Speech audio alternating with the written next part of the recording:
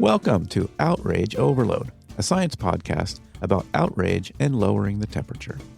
This is a bonus episode about how even our opinions on things like circles and pencils can become politicized.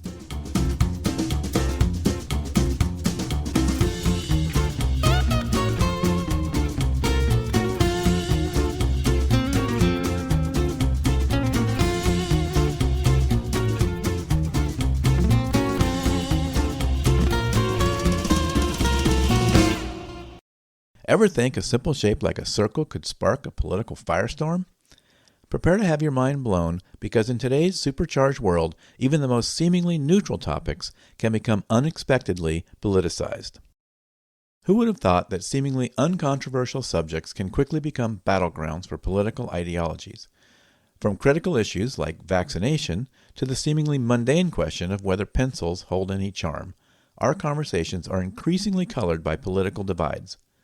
But why does this happen, and what are the implications for our society?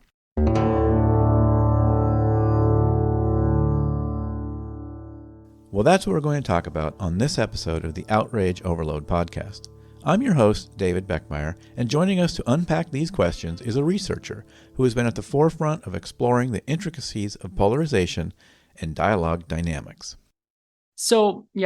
My name is Dino Carpentras. I'm a researcher at ETH Zurich in Switzerland, and I'm mostly working with opinion dynamics, which is like I'm very interested in how people form opinions and how these opinions evolve. And especially I'm interested in what we could call like the horizontal interaction. So there is a lot of research which is kind of vertical in the sense that it looks at how people receive information and how they react to this information. For example, like how people react to politicians or how people react to the media or maybe even like fake news and all this kind of stuff. But the type of research which I'm really focusing on is how people are both creator and consumers of other people's opinion. And so like we have a kind of ecosystem where people continuously receive the opinions of other people, react, so produce new opinions. And then we have like this ecosystem which is continuously evolving. And this is mostly like what I'm focusing on, and this part of what is called like complexity science. And so we have a lot of fancy tools for studying these processes, but it's also very complex. So we still are kind of at the beginning of understanding what is going on. Dino Carpentras is our guest on this episode to help us understand how topics like circles can become politicized and what this means for our ability to engage in constructive discourse. Hold on tight as we embark on a thought-provoking ride into the strange and fascinating world where circles become controversial with Dino Carpentras.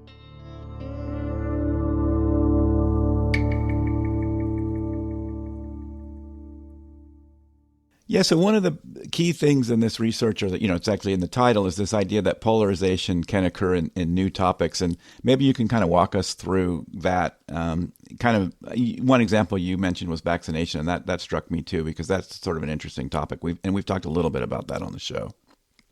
So in that paper, something that was very surprising to us and what some way like pushed us to make these to explore this research was what happened with vaccination, which initially it was not very connected to any political group. But then when COVID hit, it was very frequently in the news, and then very quickly became associated to political groups. And so in many countries, you have that. You have one political side which is like promoting vaccination, and the other one which is like opposing vaccination, opposing masks, and all these parts. And so we were very curious of like how this could happen. And we used a study in which we had both experiments and simulations. And for the experiments, we come up with, actually, it was not my idea, but it was like Paul Maher, which is one of the authors.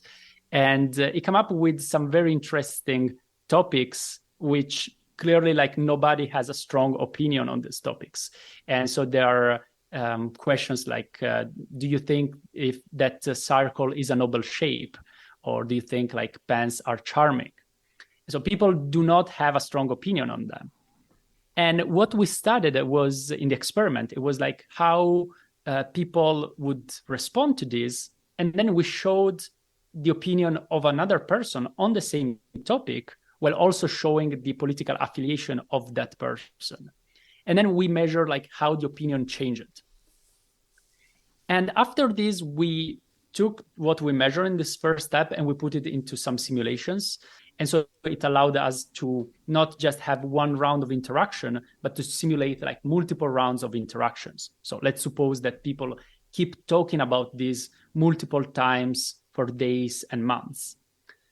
And what we found was that in some specific conditions, we were able to find polarization. And so one of the interesting things of these simulations is that you can some way turn on and off some effects.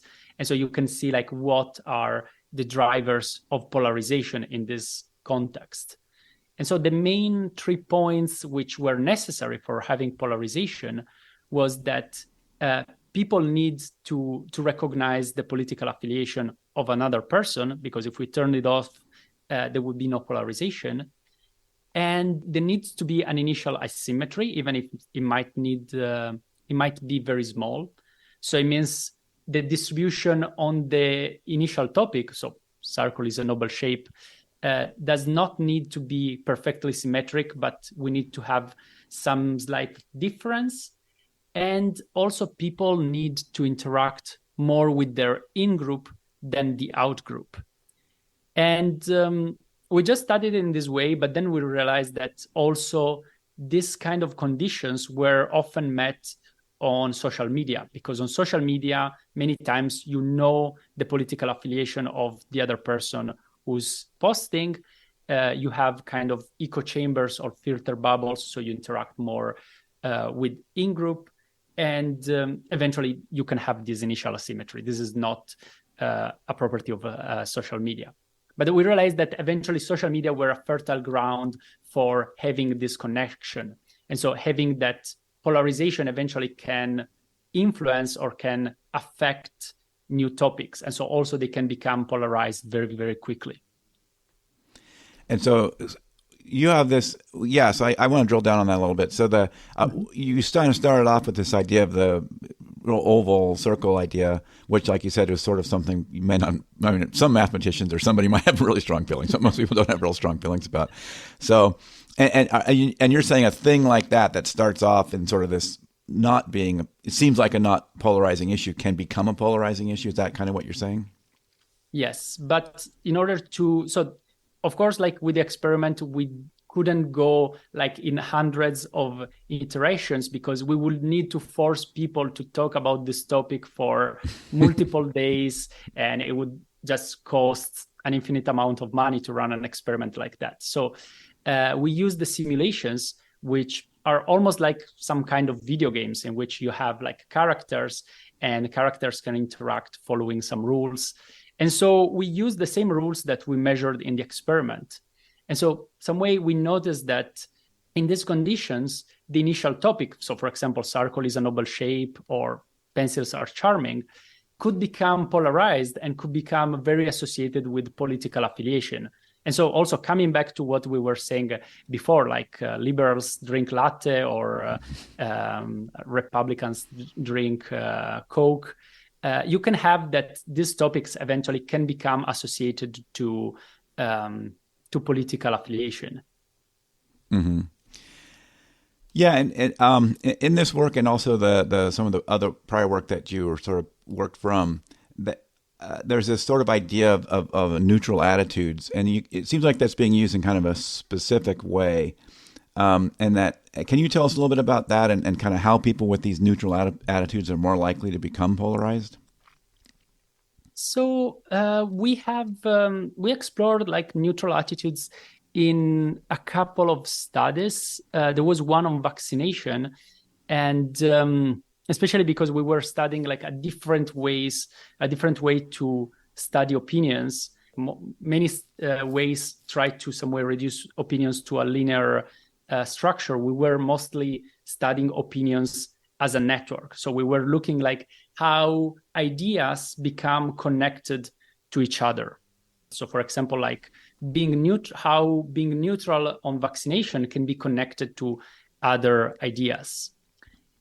And in the study on vaccination, what we found was that some way being neutral on vaccination was quite well connected with being against vaccination. But the pro-vaccine side was almost isolated. It was very separate from the system. And initially, we didn't know exactly what this was, also because we were exploring this methodology for the first time. But then while exploring, we started thinking that this might actually relate to social influence. And social influence is the idea that people can influence each other, but this influence is some way stronger when people have more in common. So to give you an example, if a person which has very similar taste on movies is suggesting you a new movie, you would be very tempted to watch the new movie. But if a person which has nothing in common with you makes a suggestion, you would say like, okay, I'm not very interested in your suggestion. Like it has zero value to me. So we thought like, if this is the case of what we're seeing with vaccination, when we observe that there is like this very big distance between the pro-vaxxers and the neutral, or like the pro-vaccine ideas and the neutral ideas, then it means that also the pro-vaccines will struggle a lot in bringing the neutrals on their side. And in this study, we explored this idea with, again, simulations, because it's my favorite tool, but also like with real data. And we noticed that countries in which the pro-vaccines were more connected to the neutral would perform better, which means like they would have a bigger vaccination coverage in the following year. And vice versa, countries in which this distance is bigger would struggle, because the pro-vaxxers would have very difficult in bringing the neutrals on their side. And so vice versa, we would have that in these countries, the vaccination coverage would go down, and the trust in vaccines also will go down in the following year. Interesting. So, yeah, and I still struggle a little bit with the definition of the neutral attitudes, in the paper, really trying to kind of figure out what that means, or what get it kind of my mind wrapped around it. I mean, it made sense, but at the same time, I was kind of trying to figure it out. It seems like it's an initial state sort of position, but it may already have some bias in it. It doesn't necessarily mean objective, right? Yes. So this is coming back also to what we were discussing on the problems of measurement. Like, what does it mean that someone is neutral? In that specific study, we had access to a data set. And so what we defined as neutral was only that people would respond that they were neutral. So if you say that there's the question on vaccination, and is saying, do you think vaccines are important to children? And you select that you are neutral, because you would have like possible responses. If you select the neutral response, then it would be considered as neutral. Of course, we cannot read into people's mind. And actually, this was one of the criticisms that some people said, but maybe if someone is responding neutral, they might not be really neutral. And this is like a very good point. But what still was interesting to us was that in any case, we observed that, this might be really neutral, it might be partially neutral, whatever. But in any case, we noticed that when these people, whatever you want to call them, are more connected to the anti-vaxxers than the pro-vaxxers, then the vaccine coverage goes down. So you notice that there is some kind of, maybe like they're not completely neutral, but some way like they have an influence on vaccination.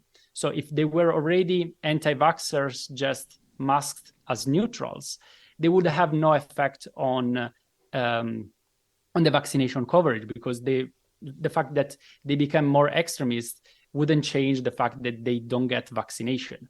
So some way we cannot read into people's minds, so we don't know if you can really call them neutral, But we definitely know that some of them were getting vaccinated. Actually, they were vaccinating their children. And then probably some of them stopped because some way we have the fact that the coverage is going down. Mm-hmm. Yeah, so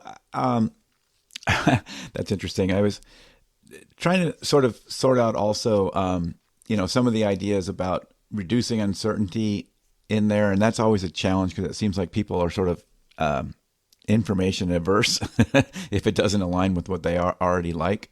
And I don't know if you have any thoughts, or does your simulation cover that idea at all? That there's sort of this, people are sort of blocked.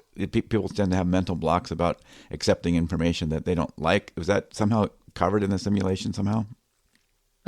Usually no, but of course it depends on the model. Like the ones that I used do not really cover that, but something that we included in one of the studies in which actually we had the experiment, the one we were discussing before, in which we generated polarization, we measured an effect in which people kind of freeze when they're interacting with someone from the other group. So some way, if we notice that everyone, when they're talking about these neutral topics, is some way going a little in the direction of the speaker. So it might be from your political party, it might be from the other political party, but when you're talking about neutral topics, in general, you will have a slight push towards the speaker.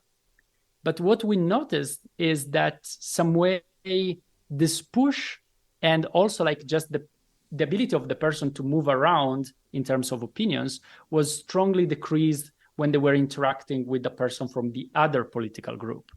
So some way is almost like, we can call it stubbornness, but it's almost like if the opinion of the person almost freezes when they see someone from the other political party.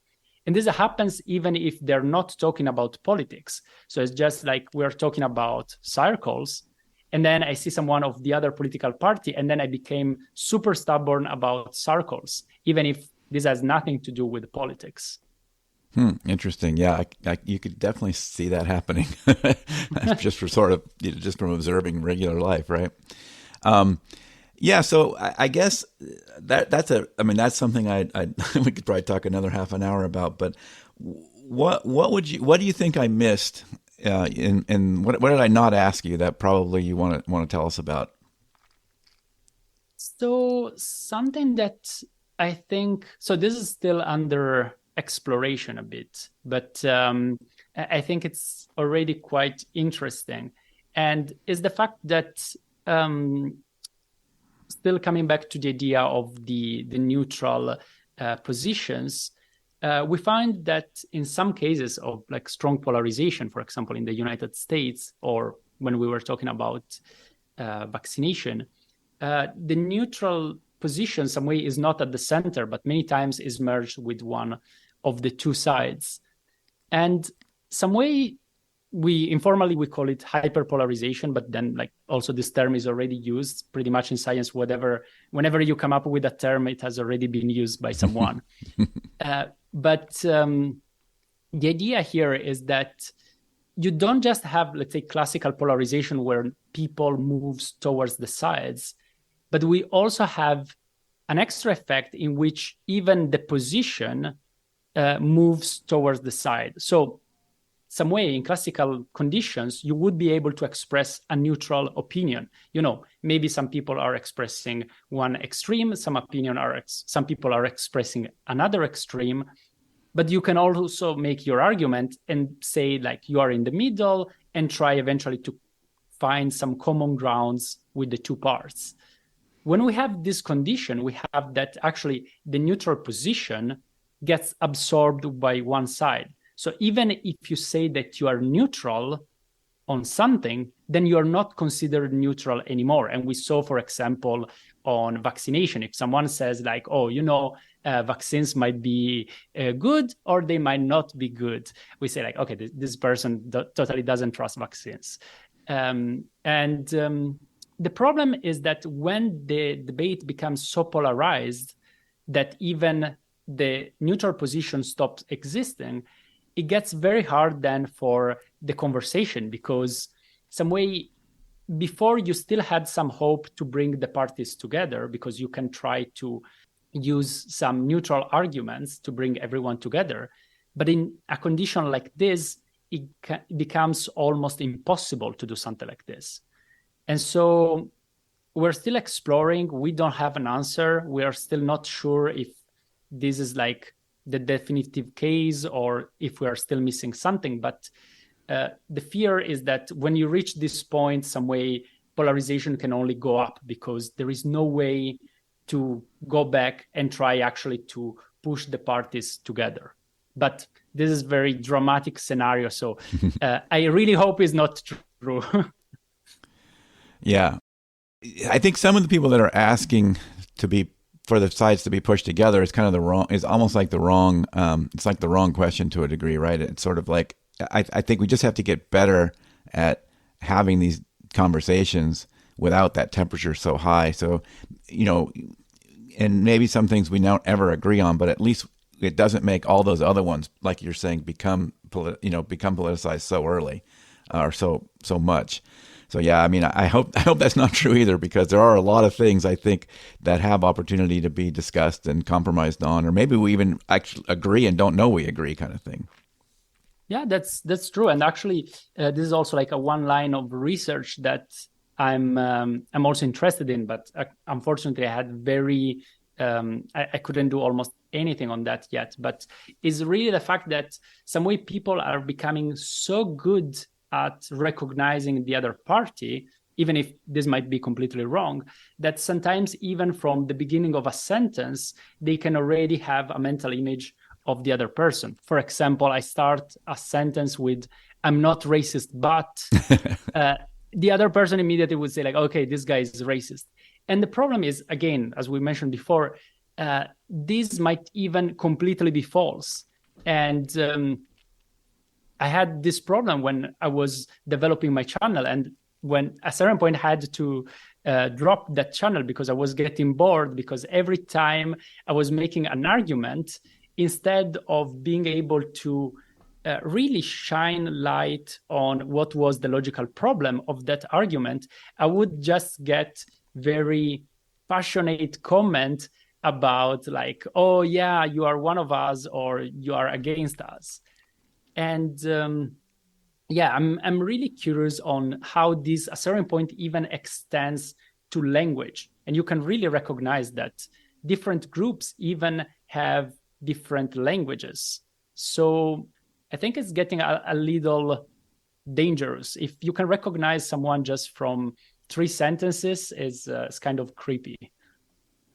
Right, and that's part of that. The temperature is dialed up so high. We're like tuned to it now, kind of looking whether we should, how much we should trust or want to talk more to this person, right? And how quickly we want to reject them or whatever, and I get some of that on this show, and I think it's, sort of self-selecting those people out. Like I think some of those people get in and go, wait, he's not talking enough about the other side, the right amount or whatever. He's not being harsh enough on the other side, whatever the other side means to them. And sort of self-selecting the people that are open to that conversation. But yeah, I could see on YouTube or somewhere that could be a big problem. Yeah. Yeah, it's kind of unfortunate. Yeah, but I think like some way this experience then was really what led me into this kind of research. And I think at a certain point, I really would like to go back and explore more how some way we can lower the temperature. Initially, I was trying to aim really for logic, but I think like at the moment is that the temperature is too high for logic. So if you want to try to push for something like this, rationality and open-mindedness and all these kind of aspects, people do not need to be so passionate about the topic, because at the moment, a lot is really like very emotional reactions. And so people's mind is completely shut down. So I think before reaching that state, we really need to figure out some ways to use, I don't know, the feelings of people or use the general environment to lower it down. And then we can actually try to to figure out, more nuanced ways. Maybe something might be based on finding common ground between parties. I know there is some research which is trying to figure out how we can get different groups to cooperate together. And so, for example, also some of my current research is on collective intelligence, which is how we can have groups working together. But also in that case, I'm also not starting from very polarized groups, because otherwise the system is already broken. So I'm also starting from simple situations, and then eventually I will try to go to progressively more complex scenarios. Yeah, and I think there's a misperception problem too, because even on your YouTube page, those were the loud voices that were commenting, but there were probably a whole bunch of other people that were sort of getting it, right? And they're just not speaking because they know they sort of get drowned out by those loud voices. So there's some of that happening as well. And so how do you bring those, the more calm voices into the forefront when it's the loud voices getting all the attention? Yes, and social media some way are... they have all kind of bad incentives on this, because they're really based on attention, and so whatever is producing the most emotional content really works. And especially I think maybe the new algorithms, I'm not sure, but I think they're even looking for niches. So now is getting better and better at promoting content which is very dedicated to groups or the content that people consume. So eventually it might get even better for producing this kind of filter bubbles and reinforcing the narrative and the division between groups. So I think one good way would be really to try to design a system which slowly maybe tries to push people together. But we need some good research in this, because there is some experiments already which show that this might backfire pretty heavily. So we need to figure out the secret recipe to do this without having an explosion, because at the moment, if we just bring the two groups together, that's the recipe for a disaster. Some way at the moment is better if they don't interact too much. Right. But yeah, we might figure out one way to connect them. Yeah, I mean, it works if you can do it sort of in a structured way, and also if, again, they're sort of self-selected people that sort of are open to that conversation, then you can make progress. But yeah, if they're already pretty far apart, it can be pretty difficult to have those conversations. Although it's still worth trying sometimes if you want to put the effort in. It's just a lot of listening and not reacting, which, so somebody has to take that role, which can be hard if the other person doesn't want to do it. Well, Dino, thank you so much for making the time to come on the show. I really enjoyed speaking with you. Yeah, thank you very much for inviting me. Again, I think the show is wonderful, and I really appreciate all your effort for actually trying to figure out ways to lower the temperature. And I see also all the attempts you do for interviewing people in the street and trying some way to get their point, and eventually also trying to depolarize a little the situation with them. I think it's wonderful work. Oh, well, thank you so much. I really appreciate it. Well, I know I ran a little bit long, but hopefully it's okay. And I do appreciate you making the time. Yeah, no, thank you very much again.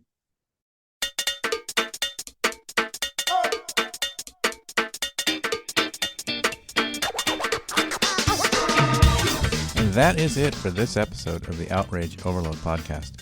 For links to everything we talked about on this episode, go to outrageoverload.net. If you enjoyed this episode, if you found it interesting, please tell some friends about it. Post it to your social media. Better yet, text someone. Even better, talk to someone in real life. Tell them about this show. I really appreciate it. Okay, see you in a week or two.